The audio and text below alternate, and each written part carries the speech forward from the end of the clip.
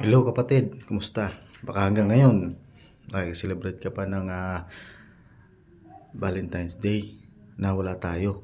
Yan ay gawain ng mga pagano na ang mga pagano ay kalaban ng ating Panginoong Diyos.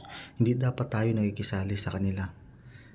Mag-iba tayo ng pag-iisip ng ating puso sapagkat wala na tayo sa buhay pagano. Iniwan na natin yun. Tayo ay lumakad ng tuwid sa mga aral ng Panginoong Diyos. Dito sa loob ng Iglesia ni Cristo, pawang aral ng Diyos. Nakasulat sa Biblia ang mga sinusunod.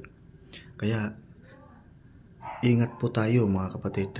Huwag tayong makisali, makisangkot sa gawaing ikagagalit ng ating Panginoong Diyos.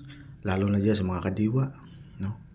Iwasan po natin na makisangkot sa gawain ng sanlibutan ito. Manapa ay patuloy tayo sa pagmimisyon. Gawin natin kung ano ang utos sa atin ng Panginoong Diyos. Ingat po and God bless.